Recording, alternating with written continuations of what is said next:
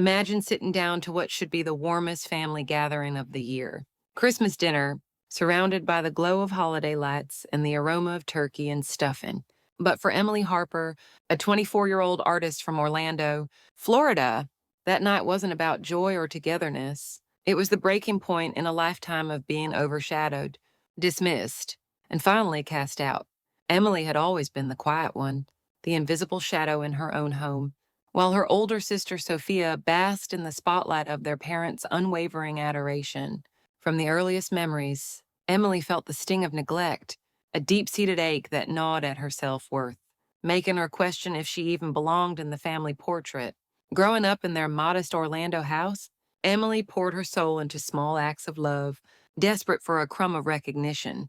4 years earlier, at just 20, she scrimped every penny from her part-time job at a local bookstore to buy her mother, Linda, a delicate crystal vase etched with roses, a symbol of the beauty she hoped to bring into their lives. Her hands trembled with anticipation as she presented it at Linda's birthday dinner. The table crowded with relatives, her heart pounding with vulnerable hope, but Linda unwrapped it with a fleeting glance, murmuring a half-hearted thanks, Emily, before setting it aside like forgotten clutter. Then Sophia slid over a sleek designer handbag, flashy and exorbitant, and Linda's face illuminated like the sun breaking through clouds. She pulled Sophia into a crushing hug, exclaiming, "This is perfect." "Darling," the relatives chuckled, their eyes darting to Emily with pitying smirks, as if she'd failed some unspoken test. Sophia leaned in, her voice laced with mock sweetness. "Nice try, sis." Her words slicing through Emily like shattered glass. Their father, Robert, sipped his wine in silence, his avoidance a silent endorsement of the favoritism that crushed Emily's spirit. She forced a smile, swallowing the burning humiliation, but inside, a seed of resentment took root. Watering itself with tears she shed alone in her room that night. That wasn't an isolated incident. It was the pattern of Emily's existence. 2 years ago, art became her sanctuary, a world where she could express the emotions her family ignored. She entered a county-wide contest to design a poster for Orlando's Spring Festival, investing weeks of sleepless nights perfecting every brushstroke and shade, her fingers stained with ink and her mind alive with creative fire. Winning first place filled her with a rare, exhilarating pride. She rushed home, certificate clutched like a lifeline, her voice quivering as she announced, "I won the contest." But Sophia barely looked up from her phone, dismissing it with a flat, "That's cute." Emily, as if it were a child's doodle, Linda interrupted, beaming at Sophia, "Your sister's pitching to a big client next week. That's real success." Robert nodded along, his eyes fixed on Sophia, the golden child. Emily's triumph turned to ash in her hands. She folded the certificate and retreated, the dismissal carving deeper into her psyche, reinforcing the belief that her dreams were trivial, unworthy of the love she craved, desperate to bridge the gap. Emily tried again last summer, organizing a family movie night to foster connection. She spent days curating a classic film, borrowing a projector, arranging snacks with meticulous care, her heart fluttering with fragile optimism. This could be it, she thought. The moment they see her as more than the overlooked sibling. But as the evening unfolded, Sophia stormed in, blasting her music and boasting about her latest work deal.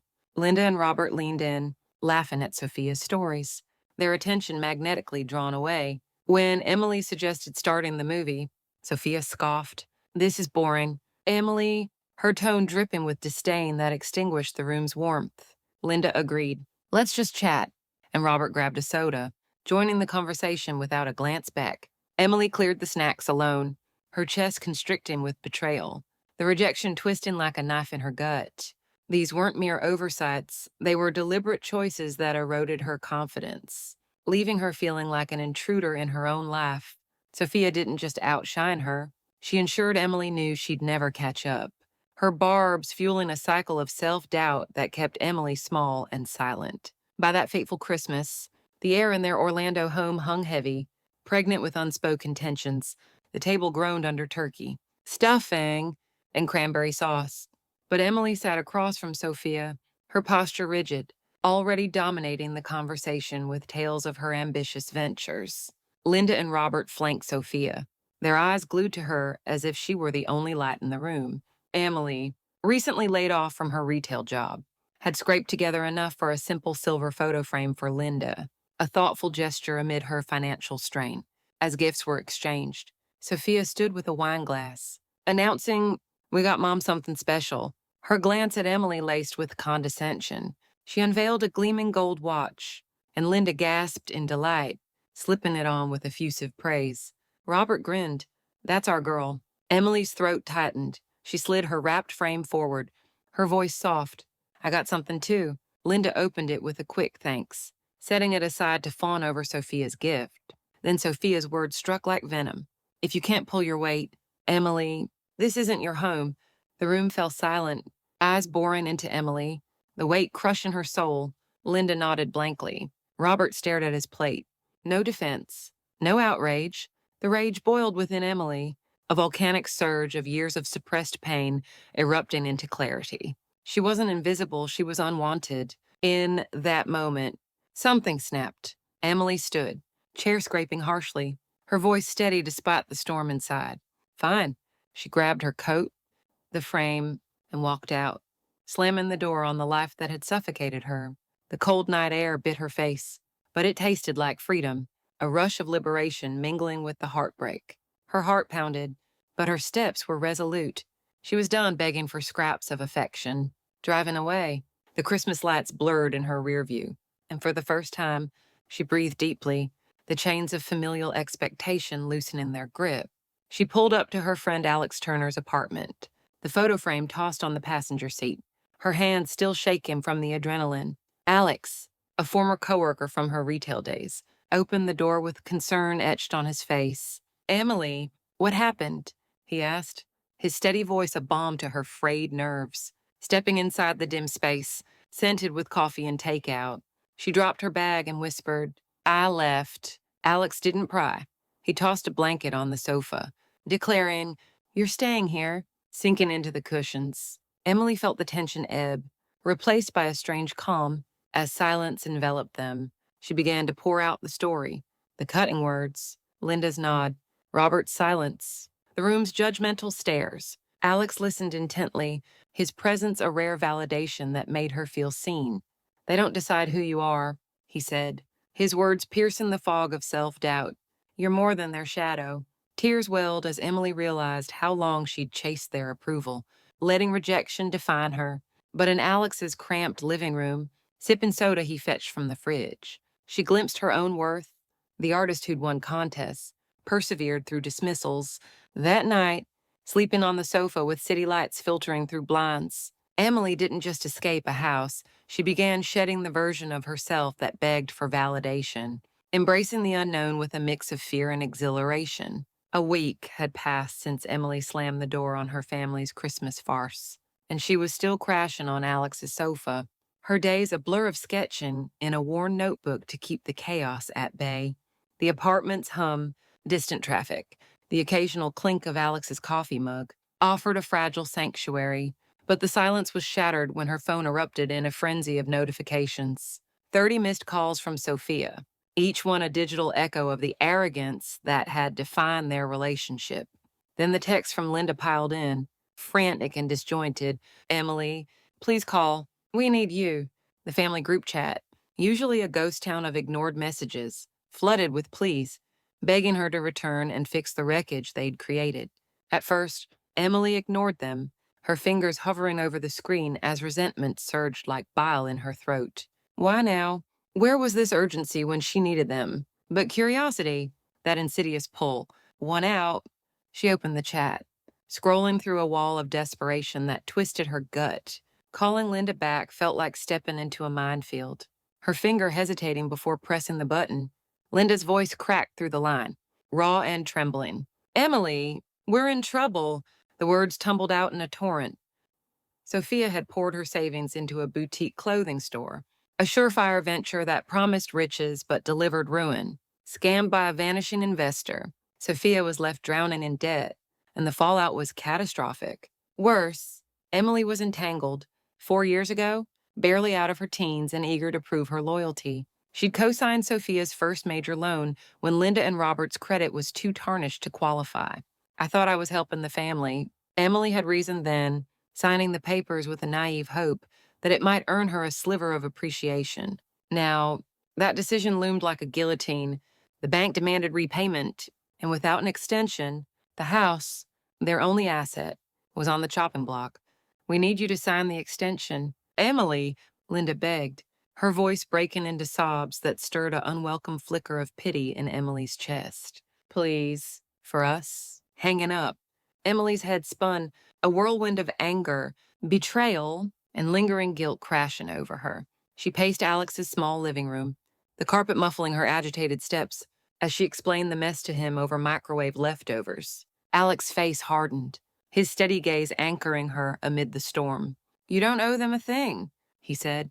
But doubt gnawed at her. Hadn't she always been the one to bend, to sacrifice for a family that never reciprocated? Sophia's voicemails followed, 10 frantic pleas that veered from shaky apologies to veiled demands. "I didn't mean for this. Emily, you have to help. You're part of this family." The words "part of this family" stung like fresh wounds, replaying Sophia's Christmas venom in her mind. Emily deleted them, her fingers trembling with a mix of fury and sorrow, the arrogance in Sophia's tone a reminder of years spent in her shadow. The group chat kept pinging. Robert, ever the silent spectator, sent a rare message. "Emily, come home. We need to talk." Home. The word mocked her, evoking the dining table's judgmental stares. Sophia's smirks, Linda's nods of complicity. They hadn't claimed her as family a week ago. Now, they dangled the label like bait to reel her back into their chaos. Emily's chest tightened with conflicting emotions, a surge of vindictive satisfaction at their desperation, clashing with the ingrained guilt of potentially letting them fall.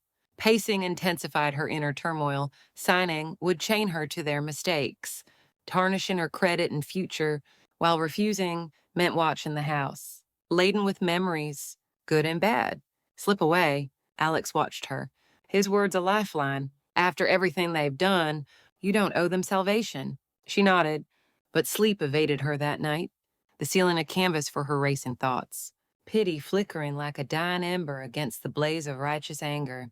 2 days later, as Emily wrestled with the pleas on Alex's sofa, her phone buzzed with an unknown number. Answering felt impulsive, but the calm voice on the line shifted everything. "This is Ms. Thompson, your grandmother's lawyer." Emily's heart skipped. Her grandmother had passed 4 years ago, a quiet loss amid the family's favoritism, and no one had mentioned an estate since. "You've inherited a $50.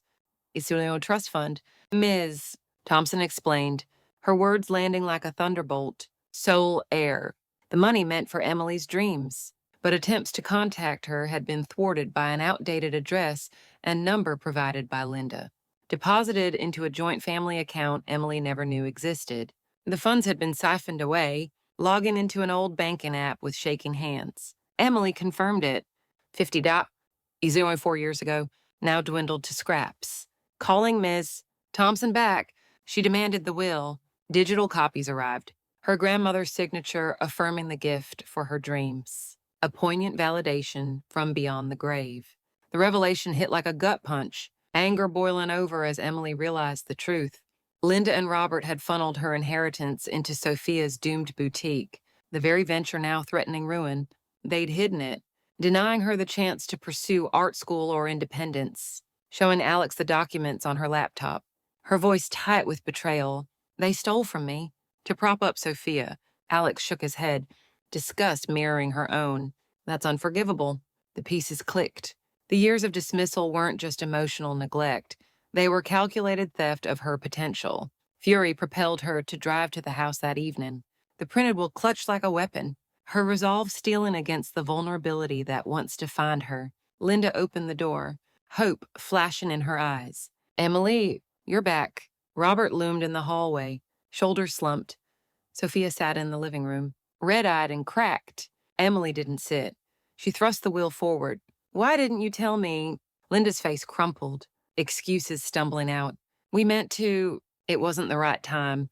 Robert stared at the floor. "Mute."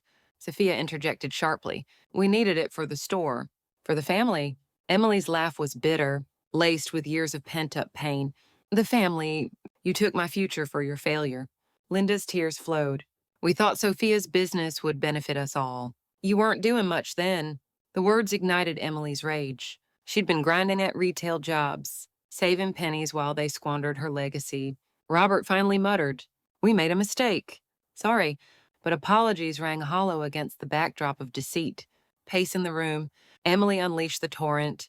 "You stole my chance at art school, at building something real. And now you want me to sign away more to save your skins." Sophia flushed. "Don't be selfish. We're in this together." "Selfish," Emily shot back. Voice icy. "You said this wasn't my home. You don't get to claim me now." Linda pleaded, reaching out. "Sign the extension? We'll lose everything." But Emily saw it clearly. They viewed her as a tool, not a daughter. "Clutching the will," she declared. "I'm not signing. Deal with your choices." Sophia's protest cracked as Emily turned to the door, heart pounding with a liberating lightness. Driving back to Alex's, her grandmother's words echoed. "For your dreams, whatever remained of the trust, she'd claim it, not for revenge, but for rebirth." That night, sketching plans with Alex, Emily felt the shift from victim to architect of her fate, the emotional shackles finally breaking. 3 weeks after Emily's defiant exit from her parents' house, the printed will still burning a hole in her bag like a talisman of reclaimed power, she found herself in a quiet Orlando coffee shop, her laptop screen glowing with an email from Mrs. Thompson. The lawyer had clawed back what remained of the $50. Euro Trust Fund, about 15. 000 after Linda and Robert had bled it dry for Sophia's ill-fated boutique. It wasn't a fortune. But to Emily, it felt like a lifeline, a whisper from her grandmother urging her forward amid the ruins of betrayal. For years, her sketches had been relegated to the edges of notebooks, stolen moments between shifts and family dismissals, her creativity stifled by the constant need to prove her worth. Now, with this money, she wasn't just surviving, she was daring to dream, a spark of defiance igniting into a flame that warmed the cold void left by her family's deceit. She'd already moved out of Alex's apartment, trading his sofa for a cramped studio a few miles away, a bare-bones space with a mattress on the floor, a rickety desk piled with sketchbooks, and walls echoing with possibility. The rent ate into her savings, but it was hers, a sanctuary where the air didn't carry the weight of judgment. "Meeting, miss?" Thompson at her office the previous week had been surreal. The lawyer handed over a check and a faded note from her grandmother. "Emily, your art is your voice. Use it." Tears pricked Emily's eyes as she taped it to her desk. The words a balm against the scars of neglect. That inheritance wasn't just cash. It was validation. A posthumous embrace from someone who'd seen her potential when her own parents had turned blind eyes. Enrolling in a community college art program felt like stepping into sunlight after years in shadow. She used the trust money for tuition and supplies, brushes, canvases, paints that smelled of promise. On her first day, walking into a classroom alive with easels and the faint scent of turpentine. Her heart raced with a cocktail of nerves and exhilaration. For so long, she'd hidden her work, fearing the same dismissal that had crushed her contest win or movie night efforts. But her professor, a no-nonsense woman with paint-flecked glasses, leafed through Emily's portfolio and nodded approvingly. "You've got raw talent here, Emily. Something real." The praise landed like a thunderclap, stirring a warmth in her chest she hadn't felt since childhood, a sense of being truly seen, not as Sophia's lesser shadow, but as an artist with her own light. The program demanded everything from her, late nights hunched over canvases, critiques that stung like fresh wounds, deadlines that tested her resilience. Yet each brushstroke was a reclamation, a way to process the rage and hurt that still simmered beneath her surface. She poured her emotions into her work, charcoal portraits etched with loneliness, watercolors bleeding with unresolved grief. Posting small pieces online started as a tentative step, her fingers hovering over the upload button with fear of vulnerability. But likes trickled in, then comments from strangers. "This speaks to me," or "Your style is unique," a local gallery noticed, offering her a spot in their spring showcase. It wasn't glamour or fame, but to Emily, it was monumental, a public affirmation that her voice mattered. drowning out the echoes of Sophia's smirks and Linda's indifferent nods. Her phone had gone silent after she blocked Linda, Robert, and Sophia, following one final text from Linda pleading for reconsideration. We're family. The word twisted like a knife. Family had meant theft, dismissal, and conditional love. Deleting the group chat felt like shedding dead weight. The notification's absence a peaceful void. Alex dropped by occasionally, bearing coffee and encouragement. You're thriving. And one evening, eyeing her latest sketch, a vibrant mural design, he grinned. This is you breaking free. His unwavering support filled cracks in her heart, a platonic anchor reminding her that connections could be kind, not corrosive. In her studio one night, working on a canvas for the showcase, a depiction of a fractured house blooming with defiant flowers, Emily confronted the layers of her psyche. The cracks symbolized the family's fractures, the petals her emerging strength. Grief washed over her in waves, mourning the family she never had, the approval she'd chased like a mirage. But intertwined was empowerment, a fierce pride in choosing herself.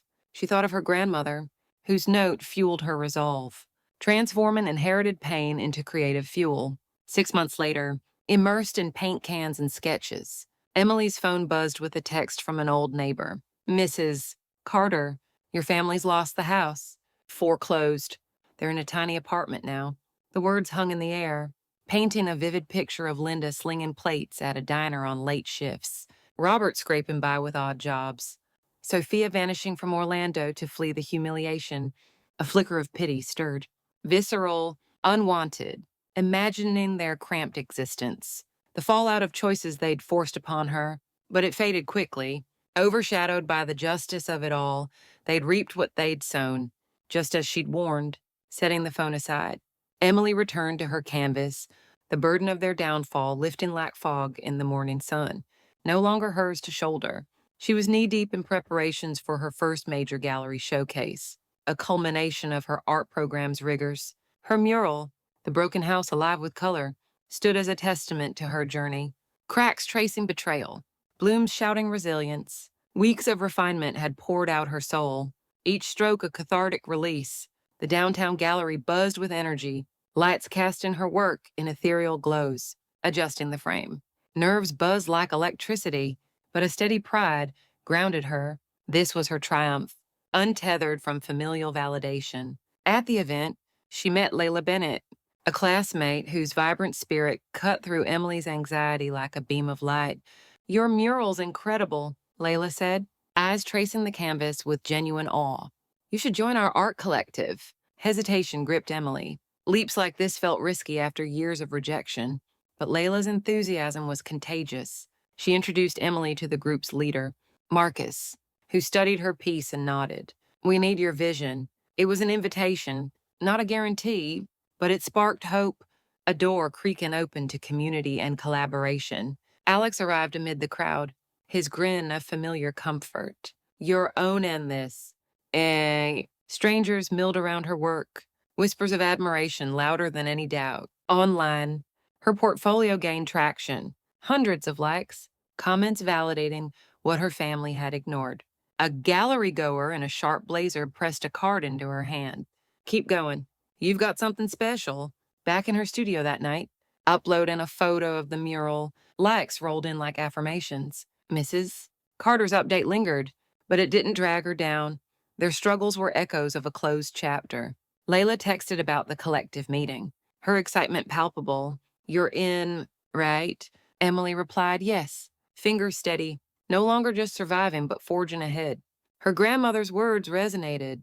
Art as voice unsilenced at last. A year after her breakthrough gallery showcase, Emily stood in the heart of a sleek Orlando gallery, her first solo exhibition transforming the white walls into a tapestry of her soul's evolution.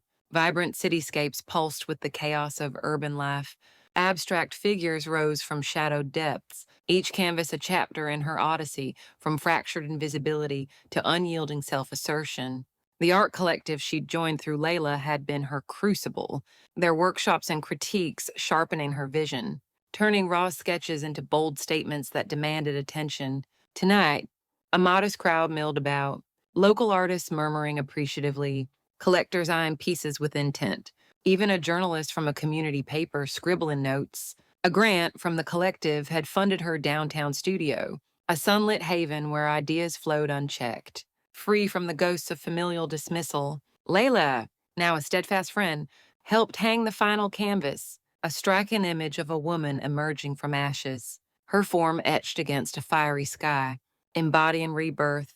"This is you, Emily," Layla said, her voice laced with warmth that soothed the residual edges of Emily's guarded heart. Emily nodded, a quiet pride blooming in her chest like the flowers in her earlier mural, a pride forged in solitude, tempered by betrayal. The exhibition marked not just artistic milestone, but psychological triumph. She'd alchemized pain into power. Each sale, a validation that her worth wasn't contingent on Linda's fleeting glances or Sophia's cutting barbs. A collector snapped up 2 pieces, the journalist's article later dubbing her work raw and fearless. Words that resonated deep, healing fissures long ignored. Online, her portfolio had exploded, thousands of followers engaging with her posts, sharing fragments of her story that mirrored their own struggles with rejection and renewal. She wasn't merely an artist, she was a beacon for those silenced by expectation. Her journey a testament to the resilience born from walking away. Alex dropped by with coffee, his teasing grin a constant. "You're a force now." AIM. Laughter came easier these days, but it carried the weight of lessons learned, the understanding that true connections nurtured growth, not stifled it. That morning, a forwarded letter arrived at her studio. Linda's familiar handwriting evoking a surge of complex emotions. Resentment mingled with detached sorrow. "Emily, we need to talk," it began, detailing their hardships, the cramped apartment's stifling confines, Linda's exhausting diner shifts that left her bones aching, Robert's faltering health eroding his stoic facade, Sophia's abrupt departure to parts unknown, fleeing the wreckage she'd wrought. The plea dripped with desperation, a chance to mend, to reclaim what was lost. Emily read it once, the paper trembling slightly in her hands, old wounds throbbing like phantom limbs. Forgiveness stirred, not for their absolution, but for her own peace, a deliberate release of the anger that had once consumed her, chaining her to their narrative. Yet it didn't compel reconnection. She'd outgrown the role of savior, the perpetual outsider begging for entry. Setting the letter aside, she locked away the stirred feelings, choosing instead the canvas before her. Where control was absolute, Layla and Emily celebrated post-exhibition over pizza in a dimly lit joint. Layla's dreams of a Miami mural project spilling out with infectious zeal. Listening, Emily realized how Layla's friendship had filled the chasms left by her family, not as replacement, but as proof that bonds could be chosen, supportive without strings. Back in her studio, the city hushed outside. Emily flipped through her sketchbook, her grandmother's note still a sentinel on her desk. "Your art is your voice." It had guided her through the darkest doubts, transforming inherited loss into creative legacy. The realization crystallized slowly, brushstroke by brushstroke. Her value wasn't derived from maternal approval or paternal silence, nor diminished by sibling rivalry. It emanated from within, the courage to sever toxic ties, to create amid ruins, to stand amid her own work, surrounded by admirers who saw her essence. She'd once believed familial love was the cornerstone of wholeness, chasing it like a mirage across years of dismissal, but truth unveiled itself in the quiet aftermath. Strength lay in self-reliance, in forging a home within her art, her friendships, her unyielding spirit. The exhibition's close brought a buyer for another canvas, the transaction a final punctuation on her independence. Stepping into her studio, paint's familiar scent grounding her, Emily began a new sketch, the future unfurling like blank canvas, hers to define. Thank you for joining me on this journey through Emily's story of betrayal, discovery, and ultimate empowerment. If you found this tale of vengeance within resonating, hit that subscribe button for more gripping narratives on the Vengeance Within channel. Your support means the world. See you in the next one.